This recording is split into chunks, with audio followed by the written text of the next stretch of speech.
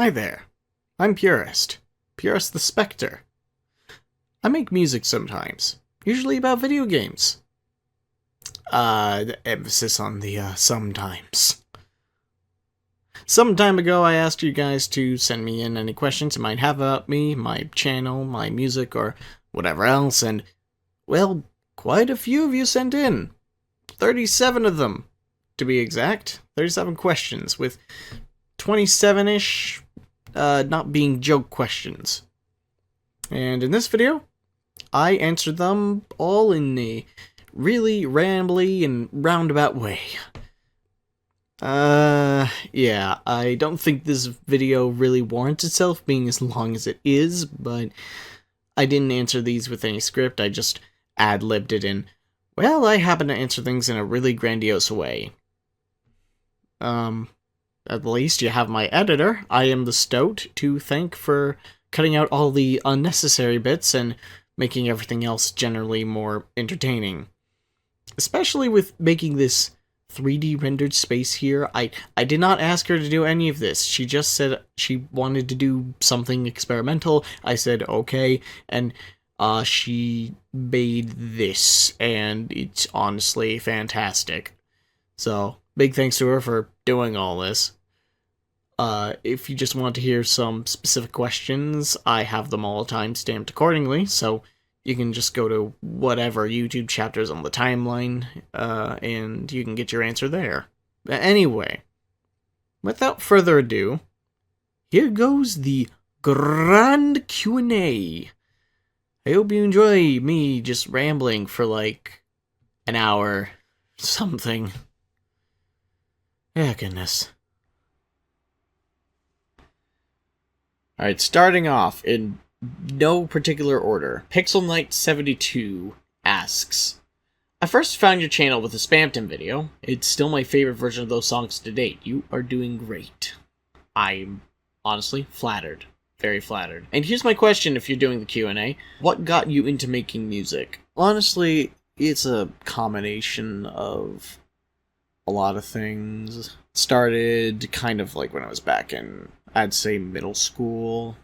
Actually, even further back, like elementary, even elementary to middle school, I participated in some choir classes, and I mean, that just kind of laid the spark, I suppose, and I've always been kind of a creatively oriented person. I mean, I used to draw a lot back when I was in school. Not quite as much now, but, you know, I still do all the artwork for, like, all the, you know, YouTube thumbnails and whatever. So it just kind of got, that's kind of where the inspiration kind of started. I used to have an iPhone, and on the iOS store there is an app called Medley, and it's just like it's an extremely simple to use music app that, you know, it just seemed really intuitive, and it had a bunch of preset instruments that you could use, and some packs that you could just buy. I took that as far as I could go, and I made quite a bit of music with it for, like, many years. It's quite a few years. I think the last song that I did with it, like, let me check, actually. Yeah, okay, so the last one I did was like 5 years ago, it says. Went from Medley, and then, you know, I kind of moved away from that, especially after I got, like, an Android device. And then I went on to FL Studio, because, you know, you could basically use almost everything on it for free with, like, the demo version of it. Now I use a legal version of it. Very legal, yes. Okay, that question took a while to answer, so hopefully, hopefully most of those won't be nearly as much. Crazy Jester 228. It says, you deserve this number of subscribers. Keep up the good work, you're doing great. Thank you.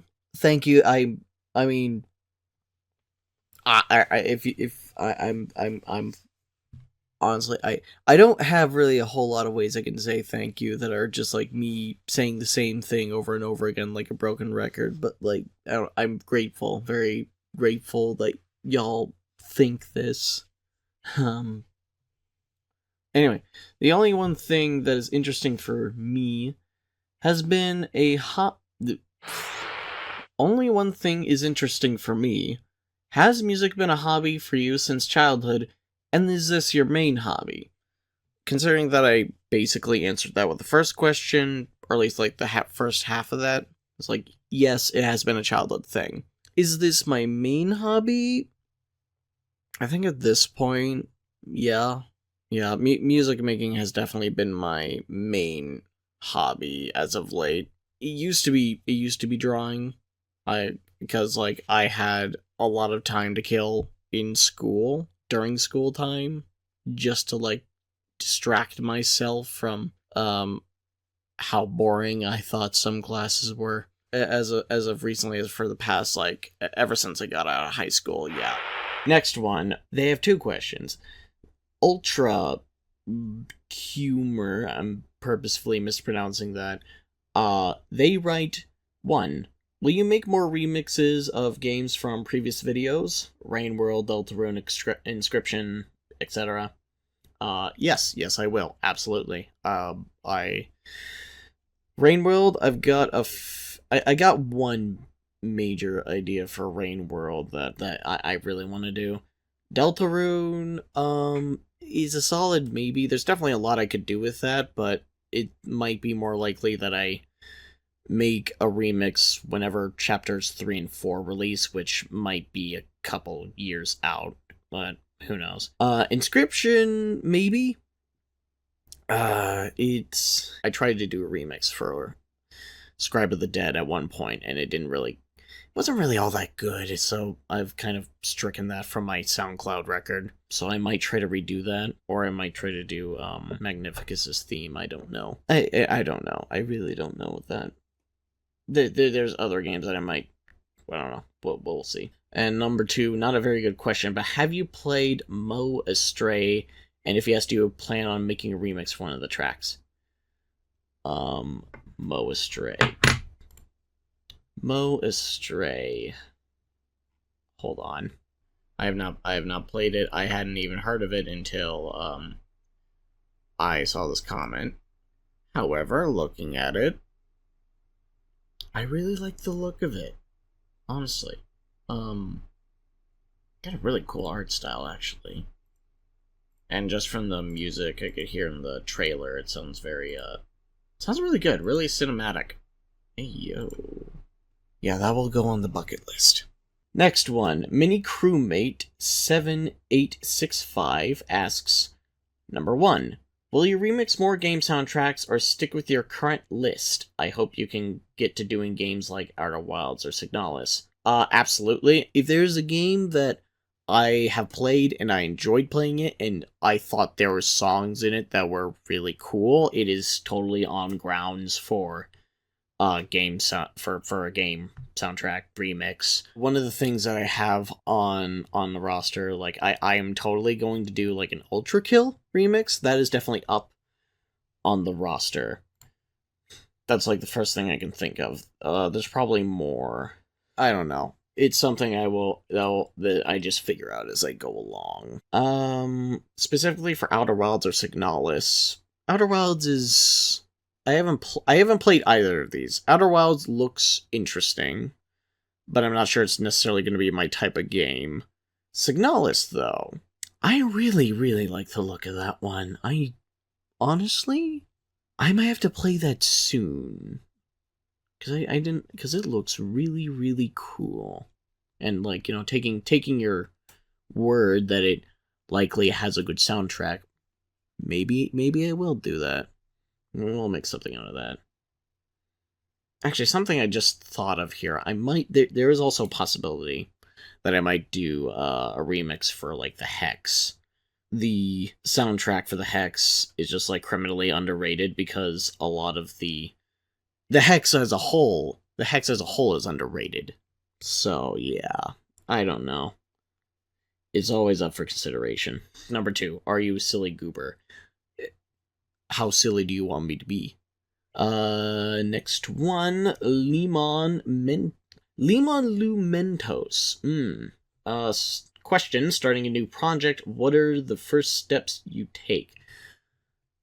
Good question. Very good question. This is one that kind of depends on what I'm doing. Depending on, like, the project itself and, like, what it's going to be consistent of.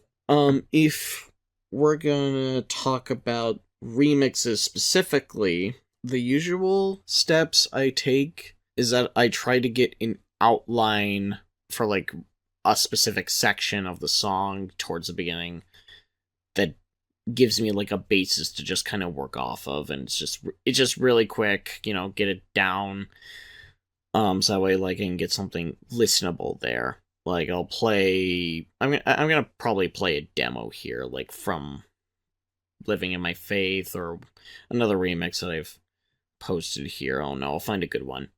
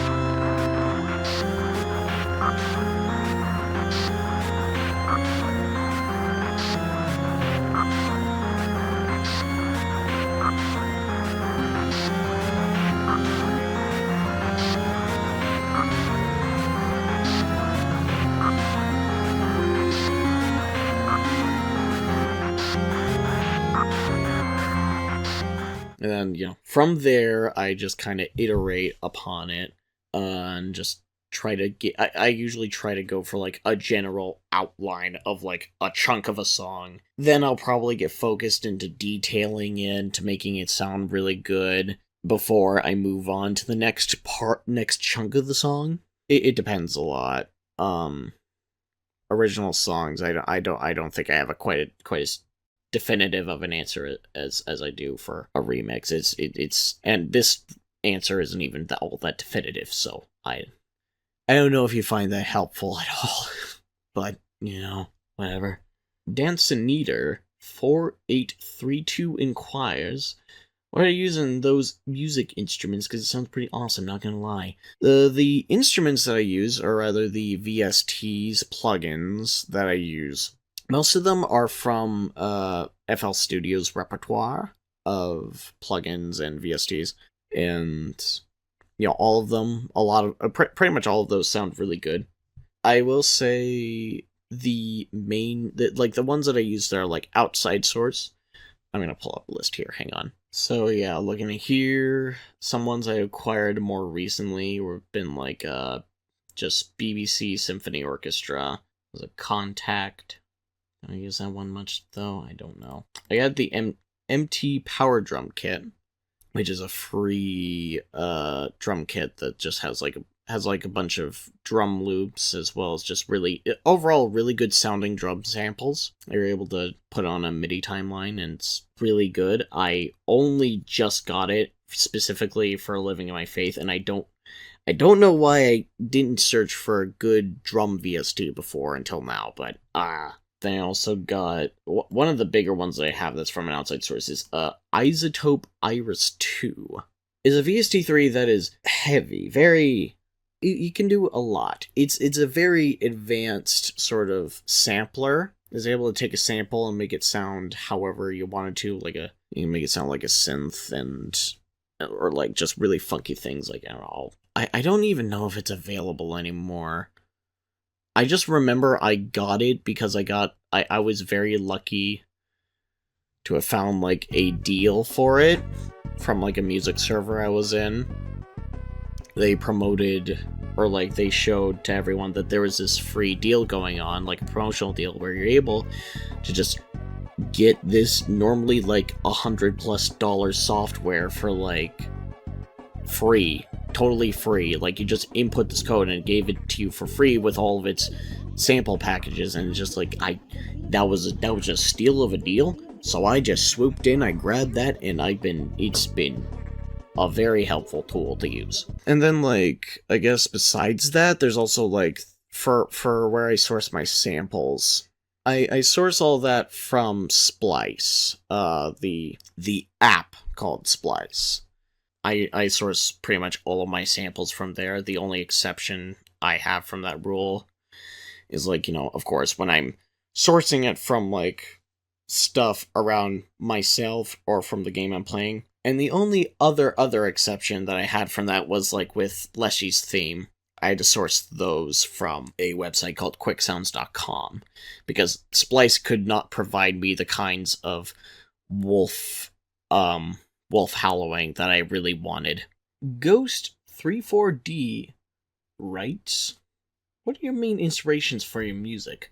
If you're talking about generally from, like, artists that I've listened to in the past that have, like, given me general things that kind of inspired what I did, I suppose, I think probably a big one that I can point to is alias Conrad Coldwood, the composer for the Aaaand soundtrack. He was a guy that I listened to all the time when I was, back in around my middle school years. It's kind of one of the larger inspirations I've had. The particular thing that I really like about his music was the sort of lo-fi industrial nature of it. And by lo-fi, I mean like just general low fidelity, not the lo-fi beats to relax and study to, not that stuff. I'm talking about just like sounds that don't have high fidelity. I do like incorporating a lot of lo-fi elements into my music, whether it be like kind of 8-bit or fake bit, or making it sound like it comes out of a radio, or other things like that. I just really enjoy the kind of timbre? Is that what you call it?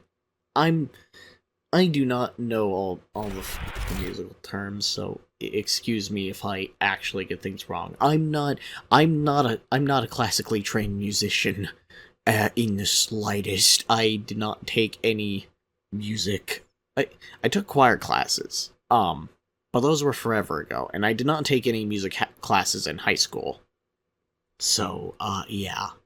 Pawu 240 writes, how long do you spend on each song, and what interest, and what the fuck?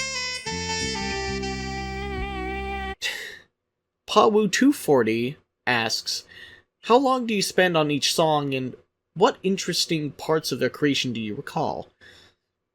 How long I spend on each song? This could be interpreted in two ways. Either you could, either that's asking, like, how long between, like, when I start a project and when I end a project, like, just the time between those two dates. Or you could question that as, like, how many hours total do I spend actually working on the project, like, not counting when I'm doing literally anything else. The forward question can be just summed up by my usual upload schedule, unfortunately. Maybe not quite that much, but it's close to that sometimes, just depending on the project and what's going on in my life. But, like, total hours, I'm trying to think. I remember, like, Uberbot activated, specifically. That took about a week to do, like, a week's worth of evenings, because I did that while I was still in school. And that took a good while to do, just for the song itself. So we could summarize it's at least, like, maybe, like, over 24 hours worth of work there. Other songs probably may have taken, like, a few days worth of time to work on, like, much bigger projects, like Living in My Faith. That was a whole beast in and of itself. It's extremely variable. I can't ever give you a good estimate, because I don't time myself doing these things usually, but I can tell you it took... It takes a little bit to do. So it's like, it's not trivial. But also, I'm just a really slow worker, so, like, take that with a grain of salt.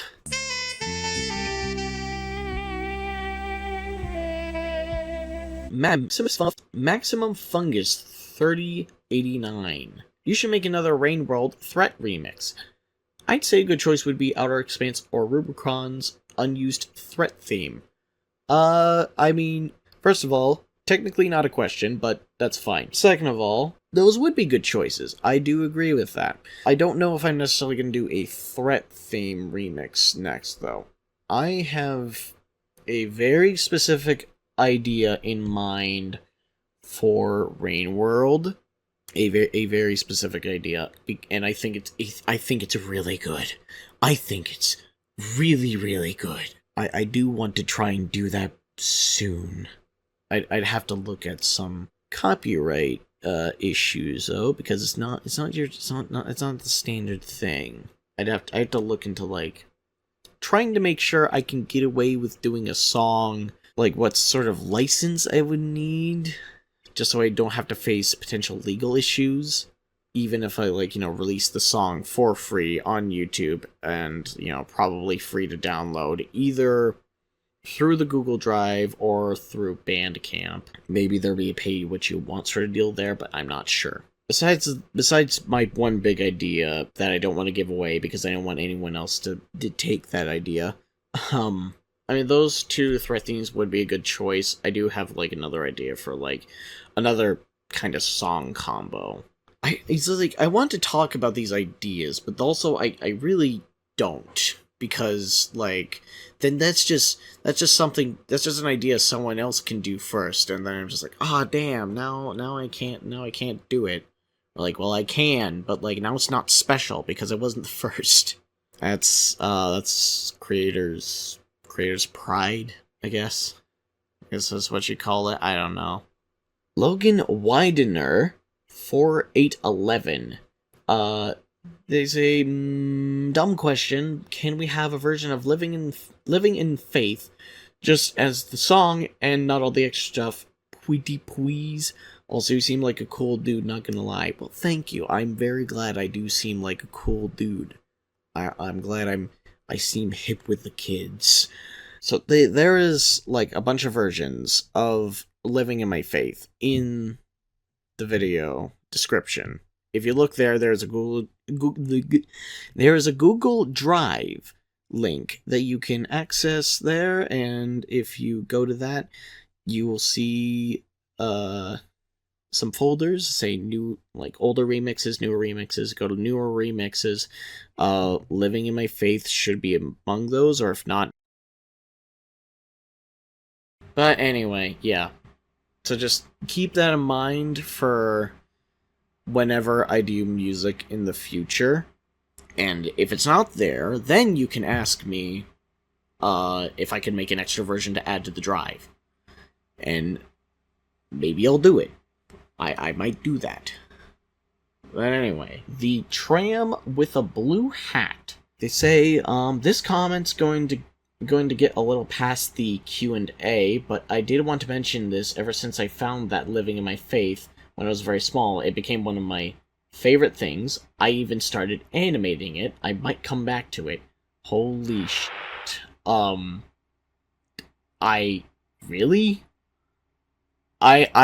flattered beyond belief that you're actually doing that. Like, holy shit. Thanks. If you do end up making that full animation, I will see that, like, right away. Just at me in the description or whatever. I will try to put that on the community tab, just like to promote it. I would love to see that. I would love to see that. That sounds exciting. Anyway, love your stuff. Thank you. I hope you keep making some banger content. I'll try. But to the actual questions. Number 1, will you do any more Faith remixes? It doesn't have to be Isaac related or anything. Potentially. I have been thinking, like, 2 songs from Faith's soundtrack that I have been wanting to do that I could do were Heckin' Noise VIP X Sound Goodizer, otherwise known as Dimnatio Memori. That one by Mirmix, and then also VS mode being, by Halcyonic Falcon X. Yes, right, that one. So yeah, I'm thinking of potentially doing one or both of those.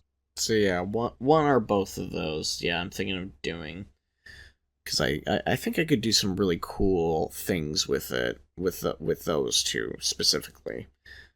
And then if there's anything really cool in Chapter 4's upcoming soundtrack, I might do something from that. I probably would do something from that. I don't know if Airdorf would be watching this. Probably not. He'll more likely see Living My Faith, but I don't know. If Airdorf ever needs, like, some guest artists to help out with the soundtrack, I would be willing to do it in a heartbeat, for free. Absolutely no charge. I don't need anything. I would just make sure my name's on the song and I'm fine. I would do that instantly. Like, I would do that so fast. I would jump on that so fast. I would love to do something for Faith. Because I love that game. I love that game to death. Absolutely. I've bought, like at least 7 copies. Bought a bunch of copies for friends that I knew, including, like, Aaaand the Stoat, my editor, the one who's editing this video. I bought that for her, and she liked it. Airdorf, hit me up. Oh, speaking of Stoat, this question is by her, and I could have answered this question, when I saw it posted and just did in a direct message, but I decided to just keep that away from her until I've done this voiceover, because I thought it'd be funny. Why is your persona a ghost? I read the Reddit post about potentially making it a Binding of Isaac mod, but why is he, like, your guy now, and how'd you come up with him? Also, can you summarize the entire lore of Off while you're at it? Okay, so starting with the whole ghost, the silly goober, this silly guy.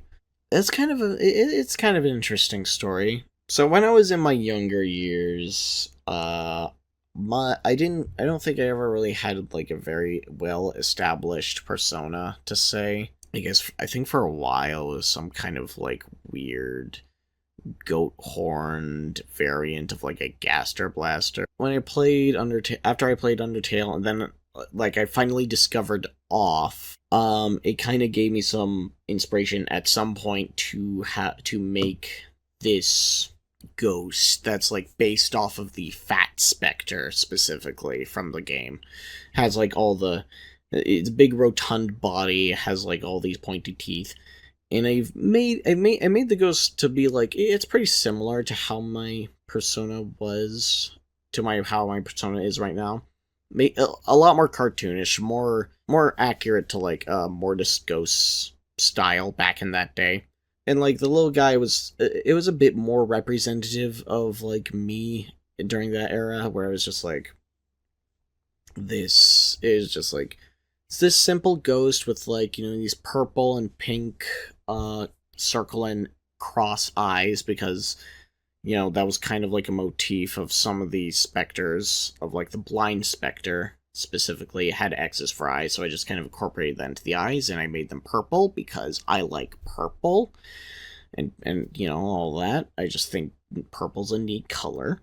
I gave it like these little headphones, and I even gave it like the what is considered like my simple artist signature. I just kind of fit it into that small space of like P, a stylized U that kind of looks like a J, R, and then E. And that was going to be like a headphones on my little ghost dude. For a while, I thought that was like, you know, that was sufficient for a while. And then once I got into high school, I got really into Binding of Isaac. I don't know, I just kind of had the thought of like, you know, like I really enjoyed drawing in the Edmund Macmillan style, and especially drawing like the Lost and Ghosts in that style. And I just kind of had the thought of like, you know, what if I just translated this little ghosty boy into being kind of like a hypothetical Binding of Isaac character.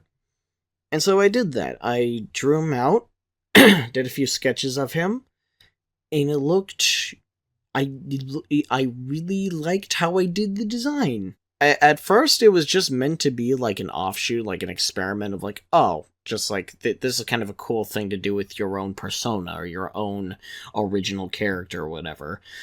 But eventually, I just ended up adopting him as like my new persona, because I like the design so much more. As for him becoming like a Binding of Isaac character, that's just kind of like an off thought that I had for as long as like I've made him into a Binding of Isaac styled design. I've had an idea of just like how I would want to do it. And while I've got like the normal version down, ever since tainted variants have come out, I've been less sure of how to do like a tainted version of like Purist, if I was gonna do it. The Purist character would be holding an active item of some sort that would be called Baptism, which in this iteration it's like a pocket active that has like a 3-room recharge that you can throw at enemies, kind of like Bob's Rotten Head. And it'll do like a splash area of effect where it'll coat enemies in what is essentially like, you know, holy water. And any enemies covered in holy water turn into these purified soul familiars that are kind of like similar to like the hungry ghosts, hungry souls, you know? Except they can shoot, they don't explode after a while, they have like a set health bar and they can be damaged. I don't know, I really shouldn't be getting into the scope of that. It's just burning up time. Probably not even going to include that. Summarizing the entire lore of Off. Man in pajamas, in like baseball pajamas. He has a baseball bat. He goes into this abstract world made of like metal and plastic. Meets a talking cat. Goes and kills like a bunch of different monsters, and then just innocent people, and effectively destroys the world in what is also a post-apocalypse. I'm not really sure is a good way to summarize the entire lore of Off concisely. I'm gonna be honest. It's kind of a weird thing. I don't know. Hopefully you got something from that, as I certainly didn't, and I certainly didn't. Yeah, I hope you got something from that, because I certainly didn't. And I know how the lore of Off works. Question from Y1304. The common question. What inspired you to make this channel? There's two answers to this. This channel's been around for, like, actually forever. Like, if you look at it, like, I'm gonna look right now and see when the channel was created, because I don't even remember. Yeah, this channel's been around since 2012, and I've only just recently been doing stuff with it. And back in 2012, I was not even remotely an adult, but I did use this channel for stuff, mainly for, like, really cringy skits that, you know, I just did for fun as a kid, and, like, you know, had, like, basically no audience, but I was just, oh, you know, it's just fun to do. Like, quite innocent days. You know, the second answer. You know, what inspired you to make this channel for the stuff I'm doing now? I just kind of started posting on this channel for music-related stuff, just because, like, you know, I made my Uberbot activated remix, advertised it through, like, Reddit and Discord, and then someone on one of those platforms said, hey, you should make this into a music video on YouTube, so that way I could put it into my YouTube playlist. And I said, okay, sure, I guess I could probably do that pretty quickly.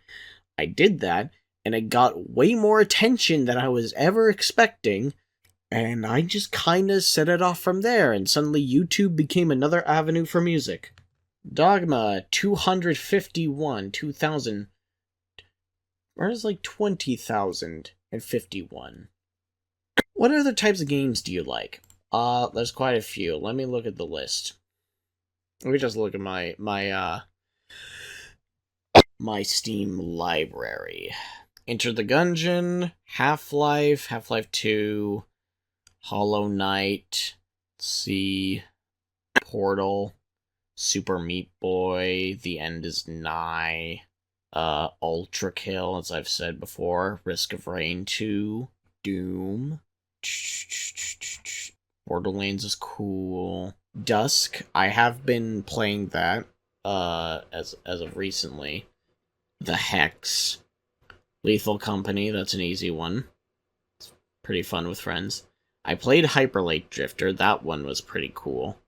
I've been playing Phoenix Wright as of recently, actually. I've only just started playing Ace Attorney. And, like, I've been enjoying myself in Ace Attorney. It's been pretty good. Project Zomboid, which is, like, I mean, that's, like, that I find that more fun with friends. Slay the Spire, that's a good one. Oh yeah, Shipwrecked. I've been going through that one, Shipwrecked 64. I mean, I've been trying to go through that. I got my save kind of screwed up and wiped by accident, and I'm trying to get back to where I was before. But I've been really enjoying that as a horror game, and, like, that's funny thing. My introduction to horror was, like, initially just, like, you know, games like Phasmophobia and, like, Labyrinthine with friends, just kind of, like, you know, multiplayer things where it's a bit less scary, because, you know, you have buddies around him, like, you know, this isn't that bad. So I went on, played Faith. I love that game to death, and now I've stepped up to Shipwreck 64, and if you know how scary Shipwreck 64 is, that might be considered quite a big step up, but I've been enjoying that. Oh yeah, Stanley Parable, that was always good.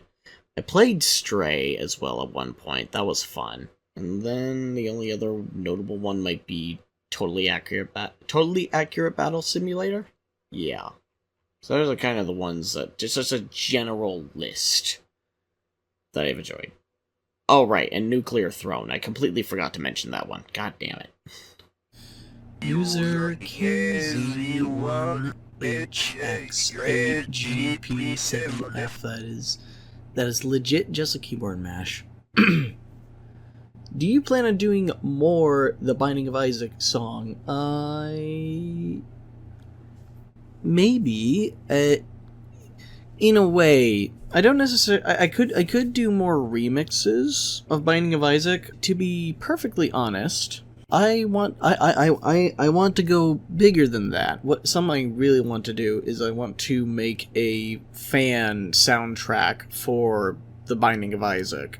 It would take me a very long time in order to complete it all, but that is something I really want to try to. I want to start at some point and slowly work on for however long I need to in order to make it. Yeah. In a way, yeah, I do want to make more Binding of Isaac songs. Okay, BML42. They write in, I believe this one is one of the ones that was from the original post, the community post I made. Living in my faith is what drew me in, and seeing you make other remixes for Inscription and Rainroll is what got me to stay. All I've got to ask is what other indie games have you played, and any possibilities for seeing remixes of them in the future. Cheers! Boy, I cannot talk today. I did already kind of answer this, with Dogma's question. Short answer is, yeah, a lot of possibilities.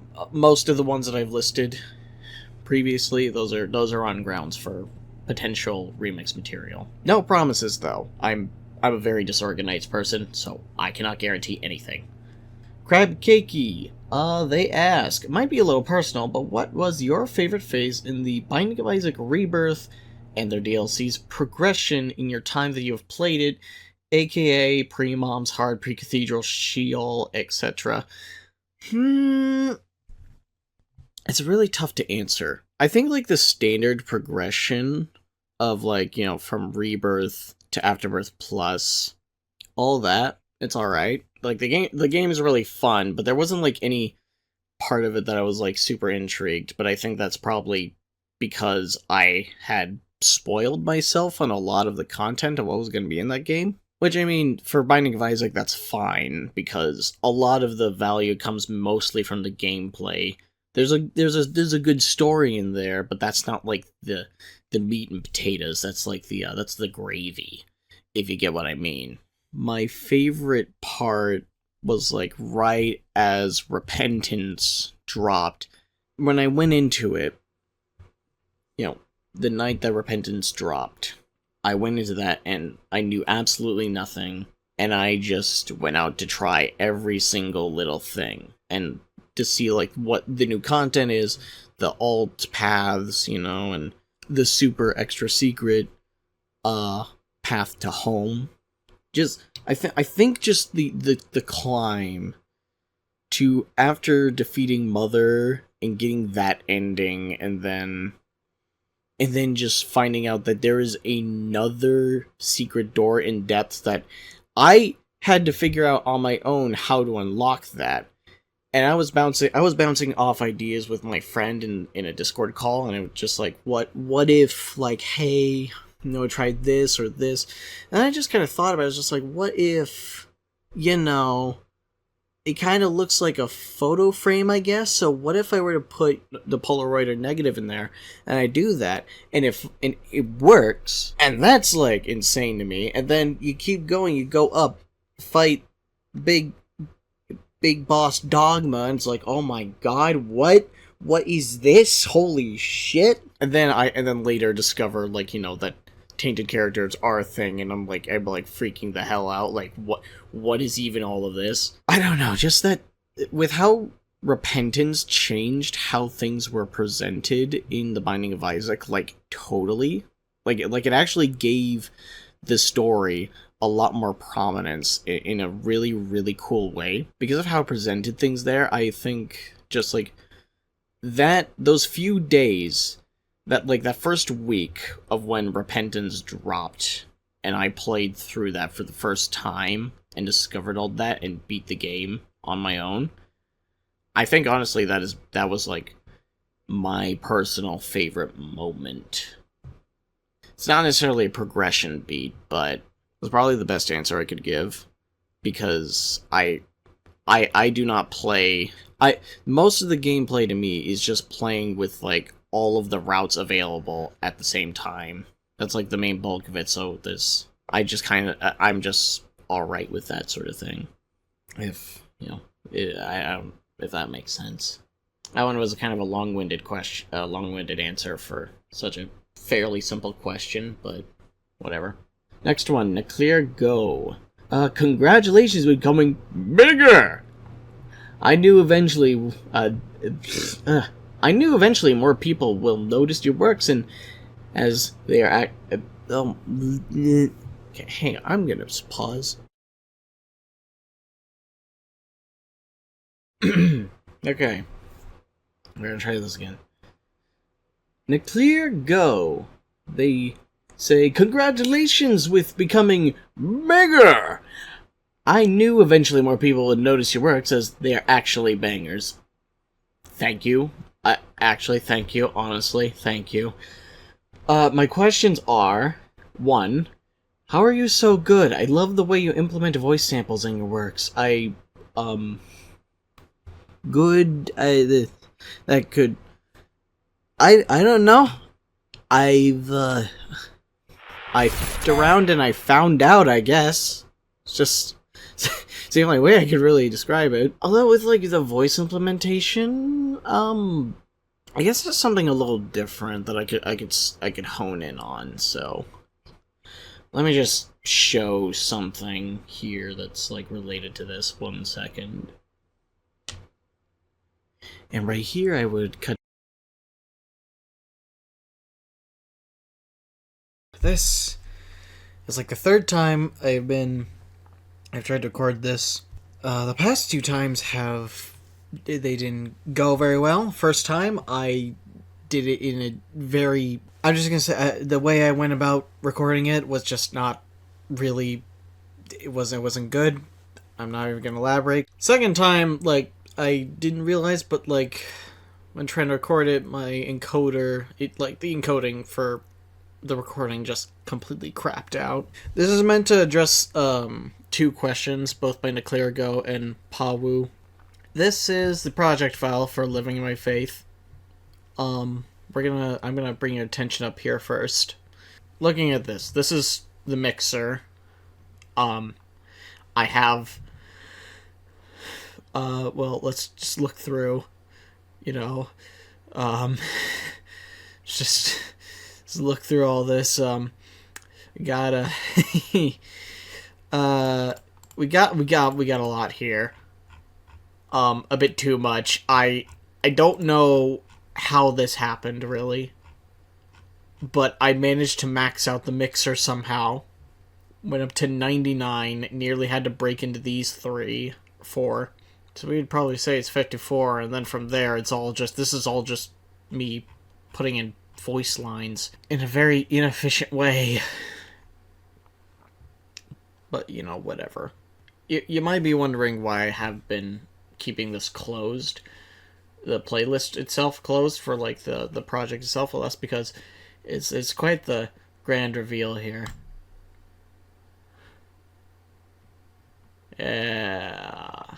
Yeah, baby. Oh, look at that. Organization is my passion. It's just... This is just how how I've made most of my music. If you've ever seen the video by Tom Scott where he explains the art of bodge, this is basically what it is. This is basically the best way I can describe my design music making process. I just keep bodging wherever I can fit it. and things just keep working. We're gonna go through this project, and I'm just gonna highlight all the interesting stuff that I can. Some of it's gonna have to do with the instruments up here, but most of it is gonna be with all the voice lines that are down here. So first, we're gonna go through the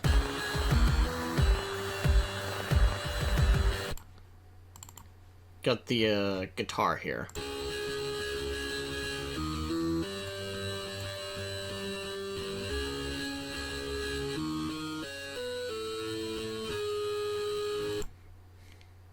That is the main guitar for the riff of the main riff of Living in the Light, which, if we go up here, I've named Evangelist Guitar.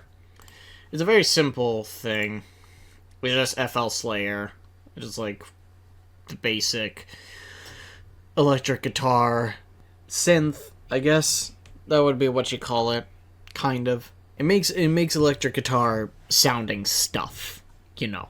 Here, it has both an EQ, a reverb for just like act points, and then a delay, which is off. The reverb is completely off, but the delay is like, it's only used for like the very ends of this, where you can see like delay to mix level. Just to kind of make it fade out a little bit more, because like otherwise it's just kind of abrupt. The main component of this, aside from the EQ, like it is this, the Effector FX module. Another thing that comes with FL Studio. It's a plugin that I really, really like, and I use it almost all the time. Especially this setting, lo-fi. This is basically what I could call an automatic bit crusher, so to speak. So like if I take it off, we listen back to this again.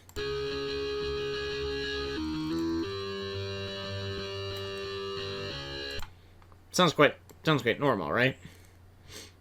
Put on the effector again.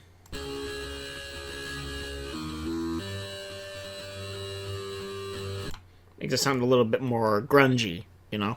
Effector does have also like these other effects here that I really like. Particularly Vox and Ring. Ring I use a bit more. Vox is like very occasional. Then sometimes flanger or phaser, depending on what I'm doing. I would use distort, but I often find it really intense. A bit too intense, if I'm perfectly honest.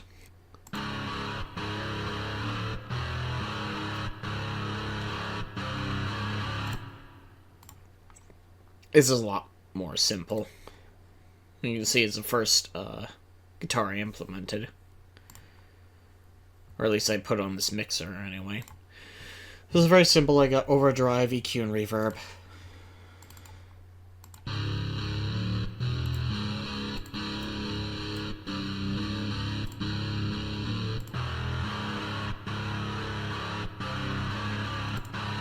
The overdrive really does a lot, just to really bring out the sound.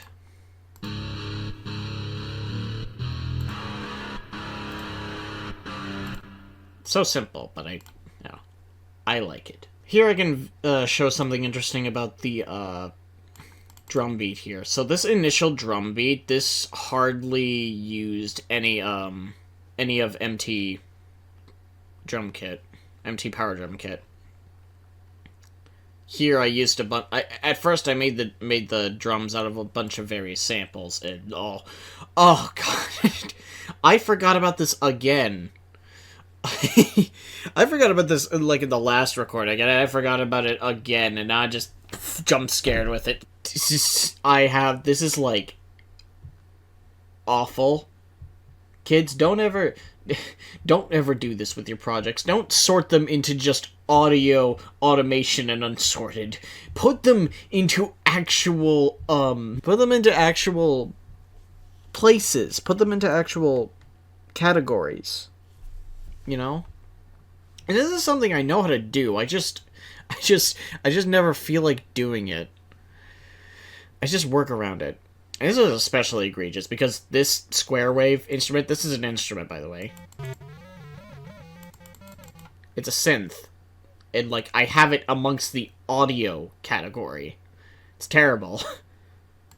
But anyway, as I was saying, you can see here that, like, only this back part of Gary's heart of this one, I'd call it Gary's heartbeat. Just, you know, just that's just something I like to do with all these playlists. You can see I have a lot of fun names on them.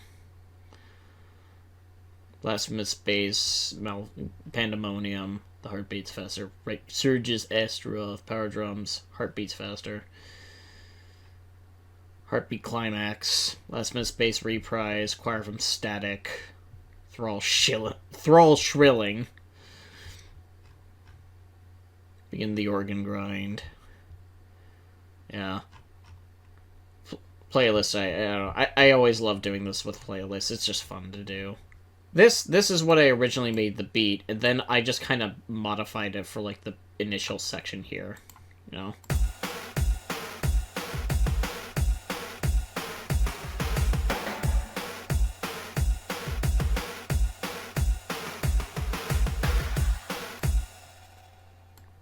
You know, here you can hear it, like... Actually, turn off the, this stuff.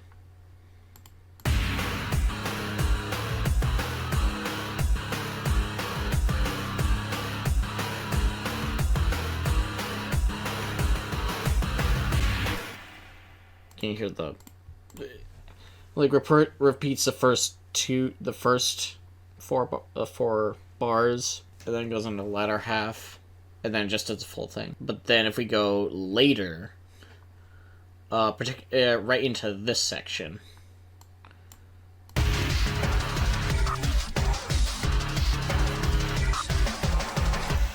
this is when I started actually using the power drums. You can hear, I definitely use the MT Power Drum Kit's presets, or, like, grooves, as it calls them. Or, like, if you don't know what I mean here, it's like, it has a bunch of, like, already made, like, MIDI fills of all the instruments, just in, like, a certain way. You know, like this one. We can make this, like, 2 bars. Put in here. Stop it. Then we can make the 1 bar. Put that there, and then we'll find a nice fill. Yeah. Then, you know, you just play it from here.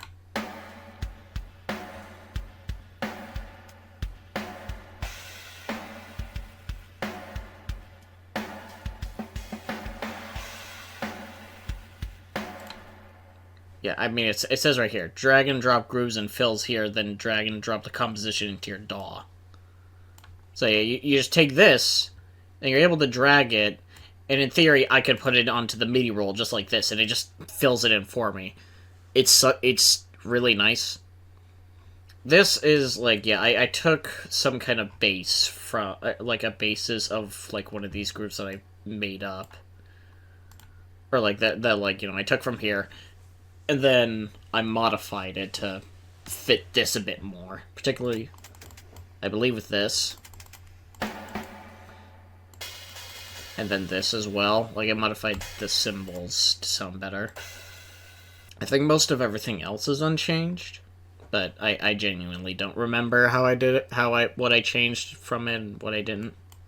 But, you know, in full, on its own, you can hear it right here.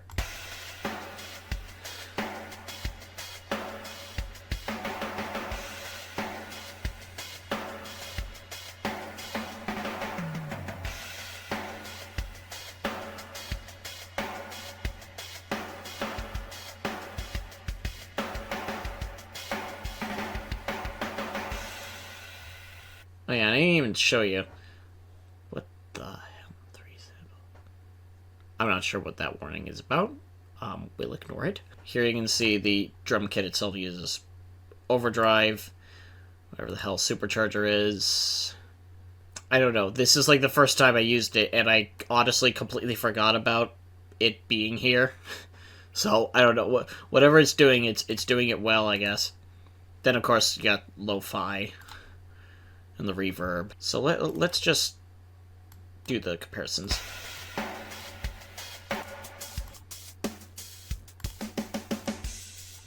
Here's it without anything.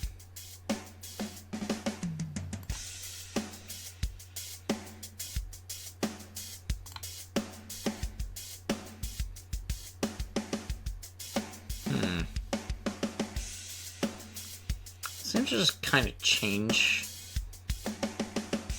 It's a compressor of sorts. I don't know.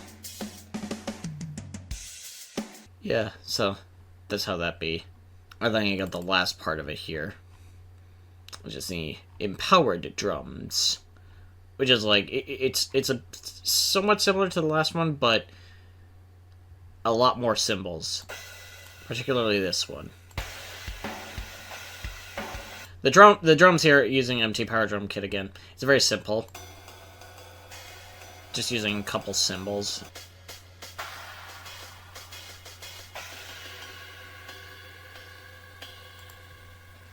Yeah. And the main part that's interesting is that this is just the same. This is the same as this. I just shifted this over by like a bar, like 1 quarter note. Like you can see it here. That one, the one over here, it's on beat. This one's off beat. You know, that's what I'm trying to say. So the same one, but it's shifted over just slightly, and it somehow it's enough to make it sound unique. And if we go over to Organ Grinder, you see this is this was really fun to do, just to make this, to transpose this onto the MIDI timeline with, you know, both the church organ and then also square wave here. Something that just kind of did bother me was like how both of the main instruments in it are just organs. While they're different organs, they overlap with each other, and it's hard to make out what they're actually, you know, what they're playing. So this is partly why I you know, differentiated two, with one being a lower lower octave chip tune, square wave chip tune thingy, and then, you know, an actual organ.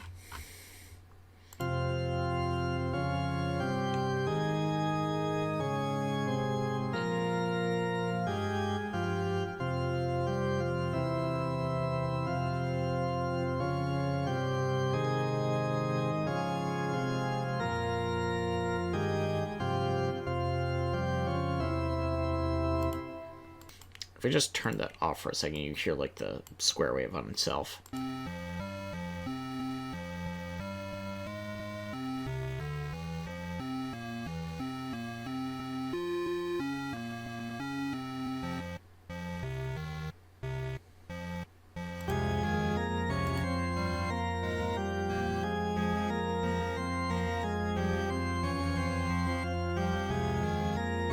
Yeah, that's the thing about this. It's like, something that was also kind of difficult about the transposing is that, like, one of the instruments is, like, actually on beat, while the other is offset by, like, an 8th note. So, like, the organ here, it's offset by an 8th note, so it's not technically on beat at all. Well, this one is, the square wave is. And that was quite difficult to transpose, but I managed.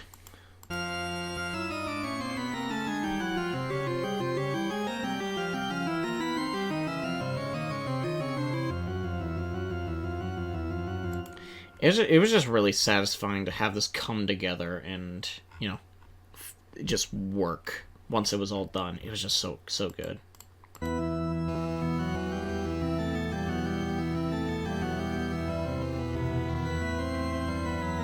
And then finally got the Innermost Apocalypse bit.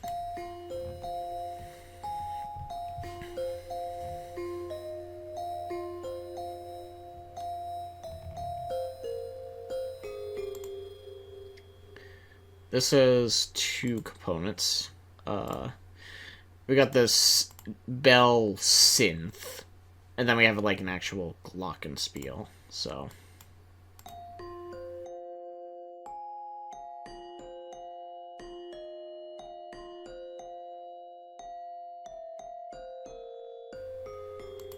I like that glockenspiel. Sounds really heavenly by itself, honestly. Initially, it was just going to be the dream bell, but then I just discovered the glockenspiel while trying to do some other stuff with the song, and it just, like, I had to include it. It just sounded really, really good.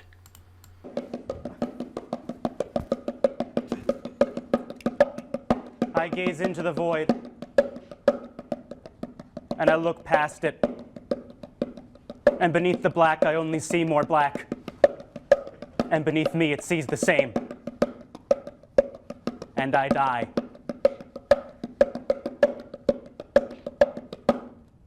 Glockenspiel.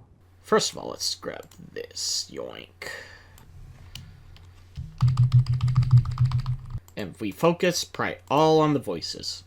Because this is part of Naglier Go's specific question.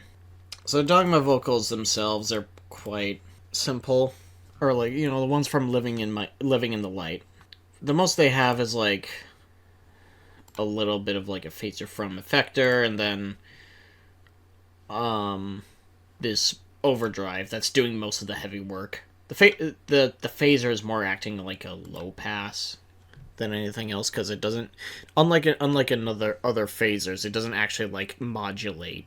But otherwise, it's you know, this is just, it's pretty simple. And you can see here, you might also be able to tell that, like, I've spliced these vocals. I spliced them down to try and make them time better with the beat. So you can hear.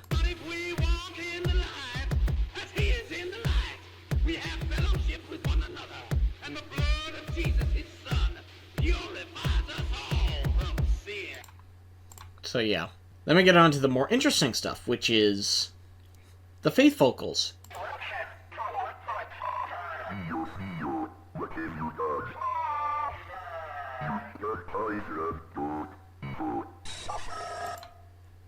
The faith vocals, especially the Sam text-to-speech vocals, these were, like, the tedious part of implementing this.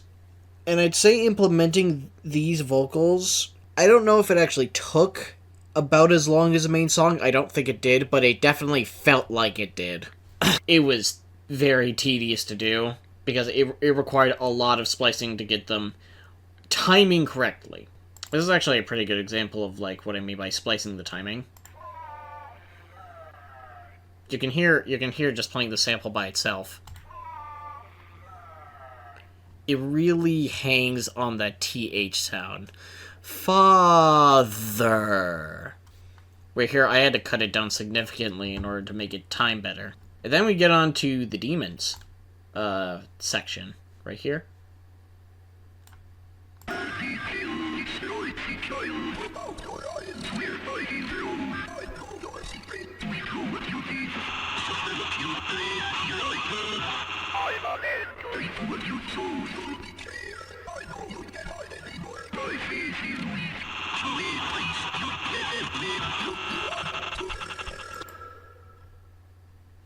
So, going through the effects one by one. We start with the Corn Demon.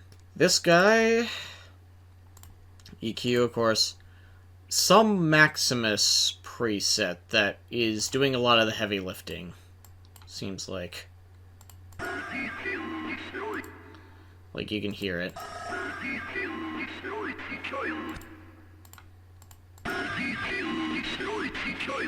I think this might just be a Sound Good as a preset, actually. Peekaboo Demon's a lot more interesting. So as chorus, reverb, and an effector of the ring. Then also Sound Goodizer.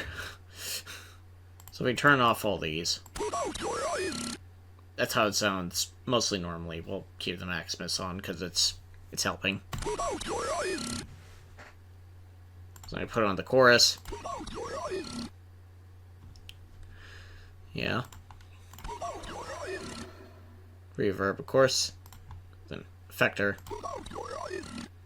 gives that, like, a lot more grainy sound effect.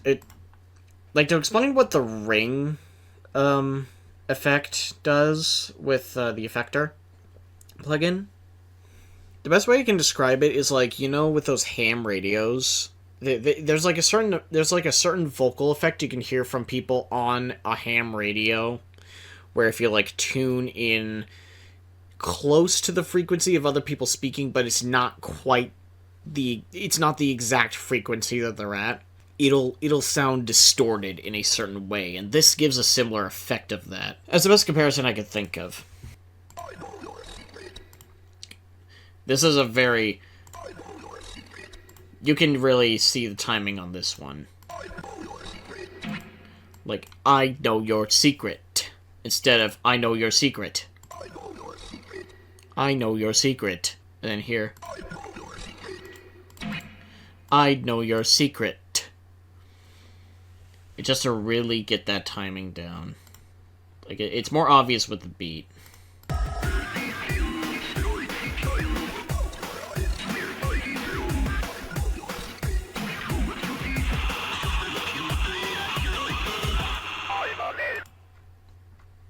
Anyway, going on. Basement Demon. EQ. Another sound goodizer preset, pretty much, through Maximus. Fruity Reverb.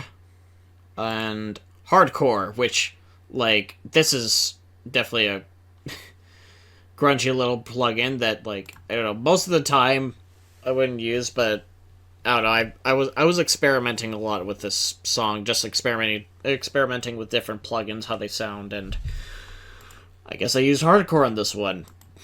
And that does, like, the big heavy lifting and make it sound, like, more on the radio. Like, in combination with the EQ here.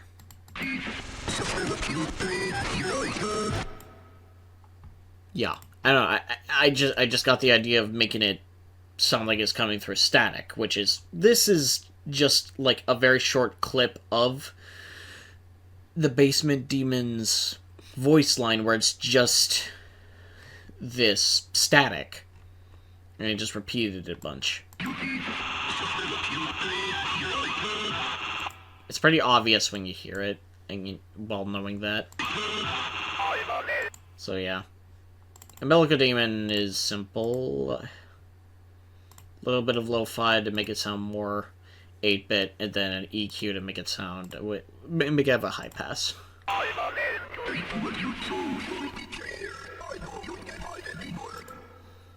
As you can see here, I spliced, like, 3 different lines together in order to make this sentence that, like, normally you don't hear in-game.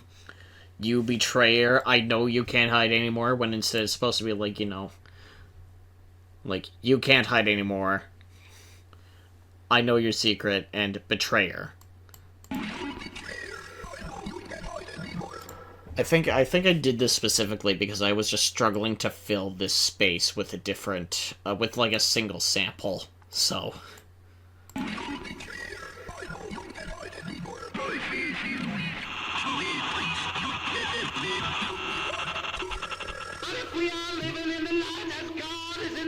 Nothing much to know here other than the fact that, like, this makes it a bit more obvious of, like, how I've spliced this together to make it time differently. So it's more on beat.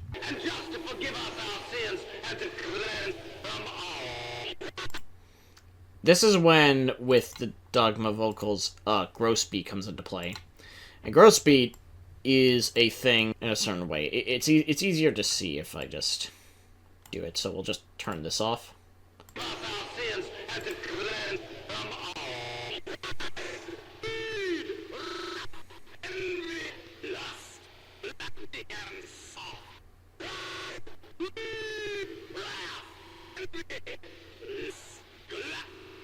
And then here we got that in combination, as this is a backing voice, and then we got like the actual voices here.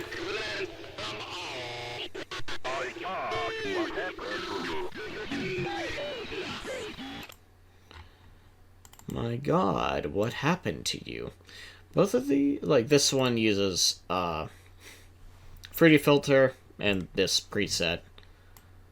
Step pyramid, low pass filter with distortion, and upside down step triangle pattern. Yep.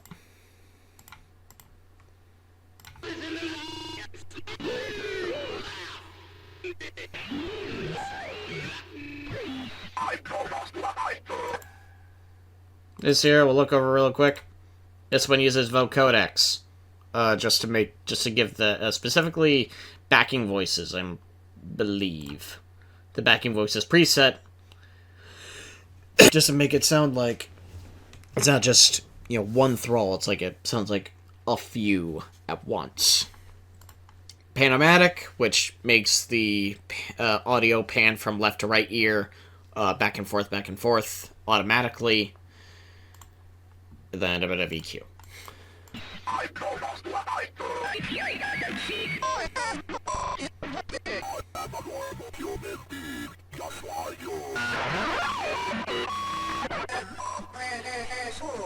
demand to know what the hell is going on here.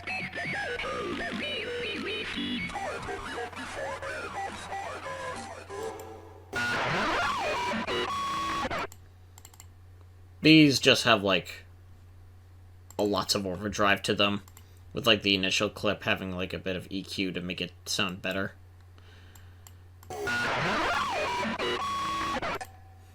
Yep.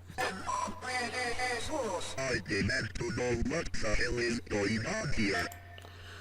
This specific section is a play on like John's full line of, "In the name of the Lord, I demand to know what the hell is going on here." So instead it's like, "In nombre de Jesus, in the name of Jesus, I demand to know what the hell's going on." Oh yeah, interesting thing. I made this end section after I made the first phase, and then I made the second phase. Anyway, so going through this.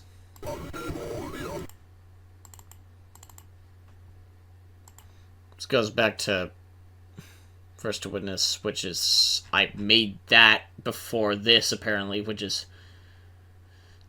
I don't know. This stuff. So if we get rid of this for a second.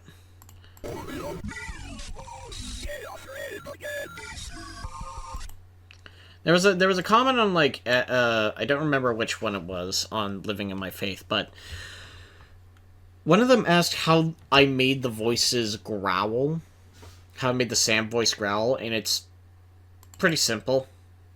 I started with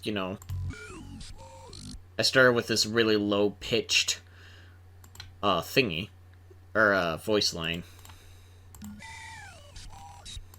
But then I had to add this higher-pitched one in addition. Yeah? One's lower pitch, one's higher pitch. And each of them kind of combine together to make this, where it sounds like it's a high-pitched voice, but has like this growly undertone.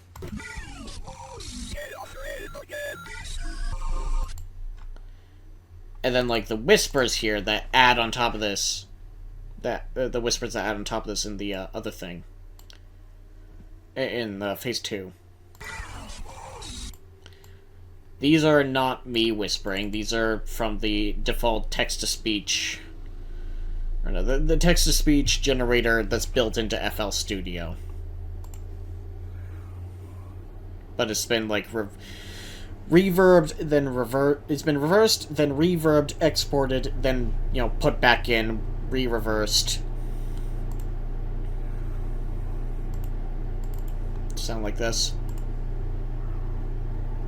We got a slightly higher pitch and a slightly lower pitch.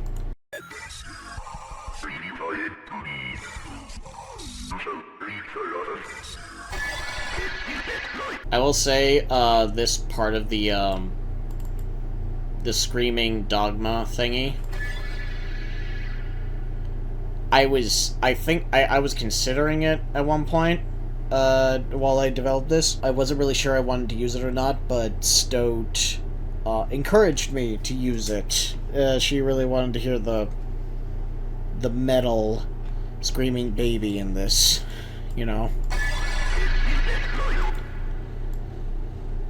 think it paid off. I think it was a good thing to do. She was right. It was a good addition. She was quite happy to hear it in there. So, you know, credit her with encouraging with this idea, encouraging it.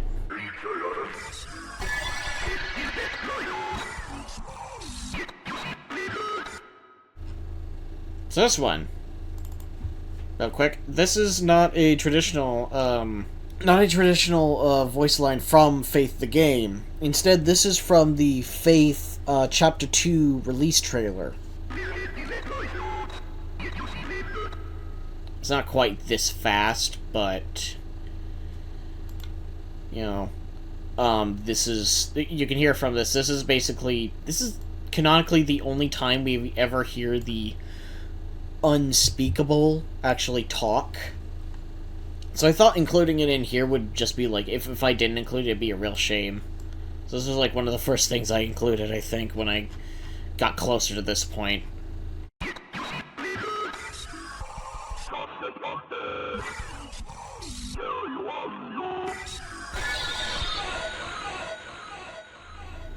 Then here, I use the, on top of the Dogma Scream, I use the Mist Demon, from Faith Chapter 2. The death scream from that one. I thought it was, that was a good combo. Impurity, lust, and evil desires. Don't be greedy, for a greedy person is an idolater, worshipping the things of this world. Because of these sins, the anger of God is coming! Temptation has overtaken you except what is common to mankind. And God is faithful.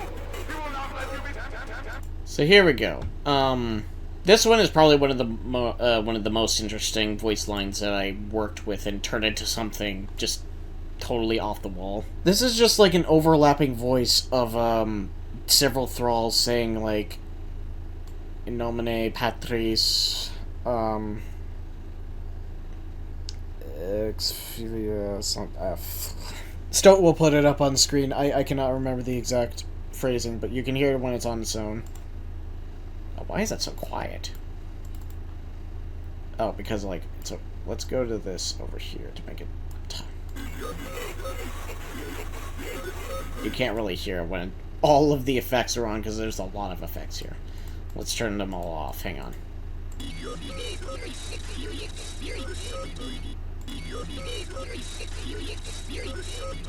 So you can really hear the voice line when it's slowed down like this, and then also without all the effects. But like in game, they say this like really, really fast, and it's just like, it sounds like absolute gibberish. Let's go through all the effects that this has. So first of all, flanger. Gross beat. As a very, this specific kind of gross beat is what makes it just sound so insane.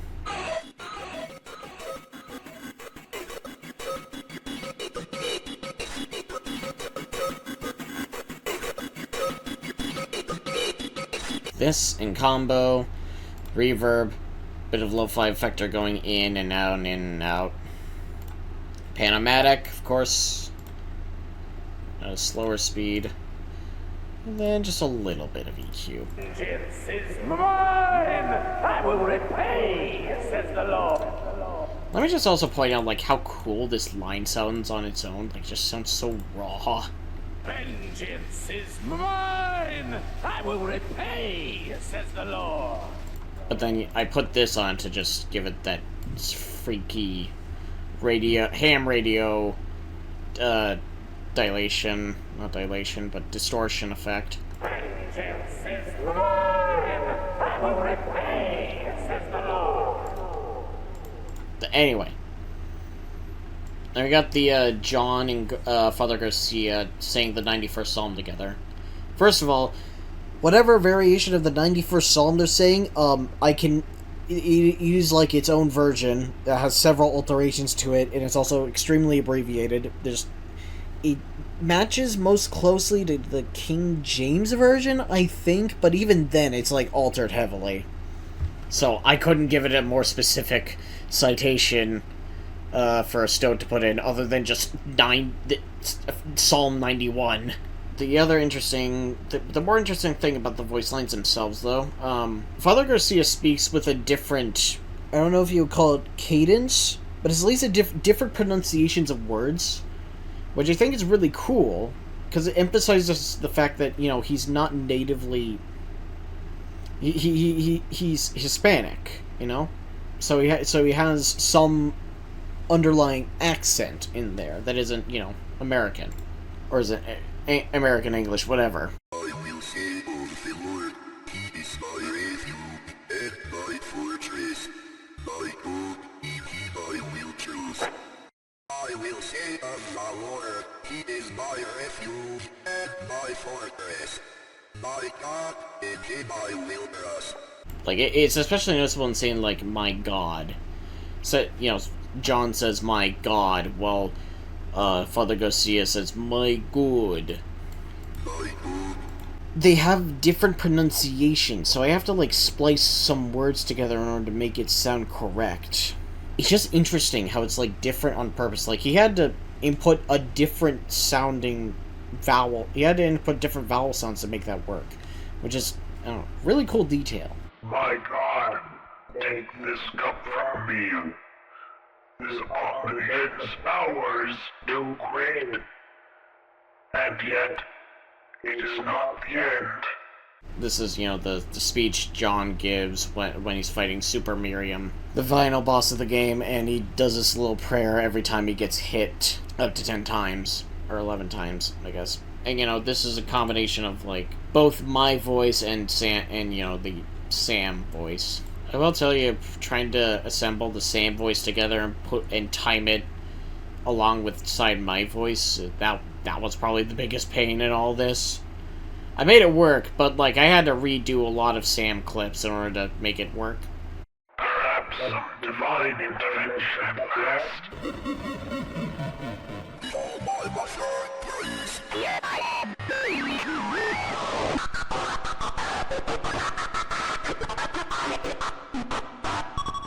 So this particular moment, there are two different gross beats that I use just for, like, this bit and this bit. This one is the same one for, like, the one used for the Thrall in Nominee stuff, and then this one's a bit different transgate. Then we got the Panomatic, you know, to make it go left and right, here. Elevator Friend.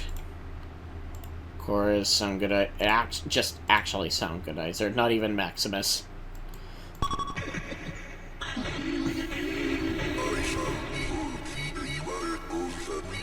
Because I have made the Lord my refuge, there shall no evil befall me, for Just kind of skip ahead since, like, we're putting out the interesting stuff. bless your child. This is using the same channel as the Elevator Friend. Without works is...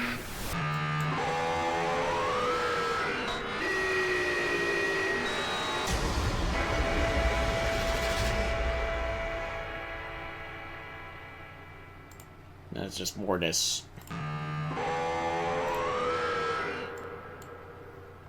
More.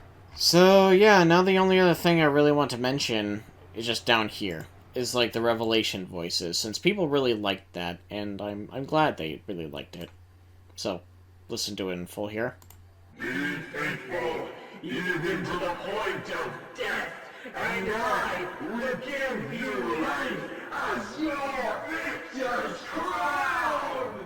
So this quote, this is definitely not the full Bible quote. I had to purposefully twist this one around in order to make it fit. These two, this is made up of, like, two separate takes that I did.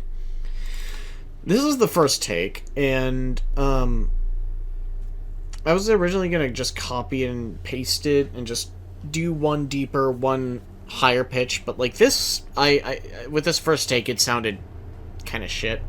Kind of crap. Be faithful, even to the point of death, and I will give you life as your victor's crown! So yeah, I didn't really like my delivery on that so much, so I took a second take, spliced it up a little bit, and it sounded better. Be faithful, even to the point of death, and I will give you life as your victor's crown! That one had a better delivery, I think. But then, you know, I combine them together, they both have overdrive reverb, lo-fi, and a bit of flang, just to give it a little bit of a spice. Be faithful, even to the point of death, and I will give you life as your victor's crown! That is all the interesting stuff. I am praying that this video actually worked this time and actually showed everything. Nothing's corrupted or showing or recording at like, you know, a few frames per sec, or like like a frame per every 20 minutes. Hopefully this works. I'm gonna review the footage right now. If it's good, you will cut back to the next question and the clear said. So yeah, bye. Number 2. Have you ever heard about World of Goo? I know it's a strange question, sorry. No need to be sorry. Yes, I've heard about World of Goo. I think I've played its demo before. I played the demo of it, but I don't think I ever got around to... I don't think I ever got to play the full game. It looked fun. Has a really cool... the neat art style. I don't know how many questions we're allowed to ask, so if 3 is too much, ignore the one below. I will not. I'm going to read it. Have you ever thought of making some Sonic the Hedgehog related remix? To be frank, no. I do like Sonic the Hedgehog, so that is potentially up for grabs. Absolute Radiance A380. They ask, not really an important question, but have you completed Rain World? If so, you do remix in the Last Place of Saints campaign or the Sealed Vessel from Hollow Knight. Yes, I have completed Rain World. I've completed all of the campaigns. Fantastic time. Artificer's I'd say my favorite Slugcat to play casually, but Hunter otherwise is like probably I would rate like one of the is also one of my favorites. Like they're both cut of the same cloth. I like their gameplay loop. Doing a remix of the song from the Last Place in Saints campaign. I'd assume you're talking about like the song that's like it's titled The Cycle, but it's just the Survivor's intro cutscene music, played in reverse and like slowed down a little bit with slowed and pitched down a little bit, I think. But anyway, Sealed Vessel from Hollow Knight. Maybe? I do like... Hollow Knight soundtrack is very cool. I haven't really thought of doing any remixes for it at this moment, but like with the Sonic the Hedgehog thing, that is subject to change. So, maybe. It's a maybe. The Only Vault 76 asks, you play Don't Starve together? On occasion. Mostly modded with friends. It's not something I play all the time. It's very occasional if all my other friends feel up for it.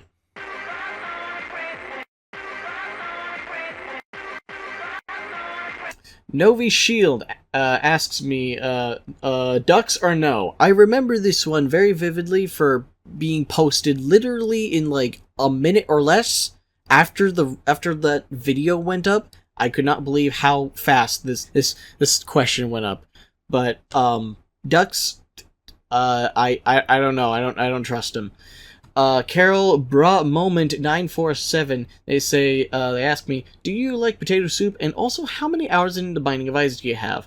For potato soup, I like potatoes. I like soup, so I probably like potato soup. And my hours in the Binding of Isaac, let us look now. Currently sitting at 1776.9 hours. That will be counting, as I'm sure to play that more whenever. Redly Bit. They ask me opinions on Pikmin, not asking for a remix, just want to know. I think it's a really cool series. Haven't played it myself, unfortunately. I kind of want to play at least one game one day. Maybe I'll have to use an emulator for that. I don't know yet, but I think it's a really cool series overall. I like it. Stickman 207. If your social security number was how much money you had, how much money would you have? At least 350. Mr. Flip Top asks how many faiths does it take to make an Isaac, and how many Isaacs does it take to make an Isaac? Considering what Faith has done to Isaac, I probably maybe one. Spud. They say, is eating flesh okay? Flesh is extremely vague, so this is contextual on what kind of flesh you're eating, and also how you're preparing it. There's a lot of factors in here. This is too vague for me to really answer conclusively. Kerbos in a can. Can you eat a car battery? I don't know, can I? Sab.bot.c.m say, noise update? I did not understand this one at the time of when I wrote it, because I've not played Pizza Tower. I now vaguely know what the noise is. It's,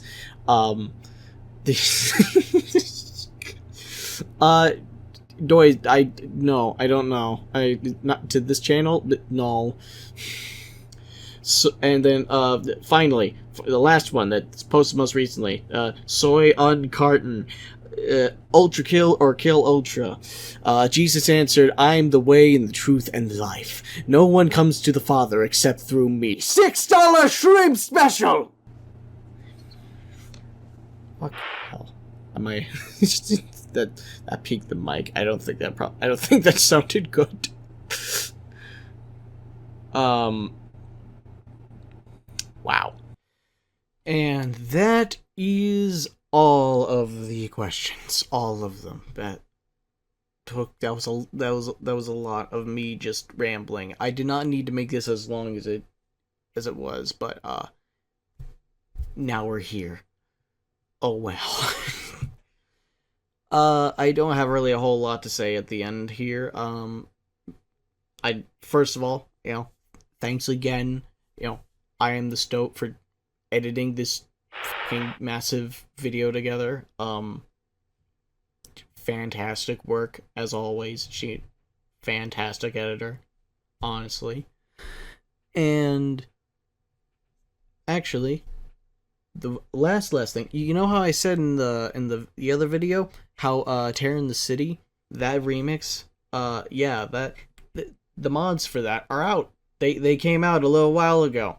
They had the help of a person named Sample Test Boy 2. I believe that's it. Let me just double check here. Yeah, Sample Test Boy 2. He did a really good job helping with coding the mod up, and we bounced back and forth on how to do all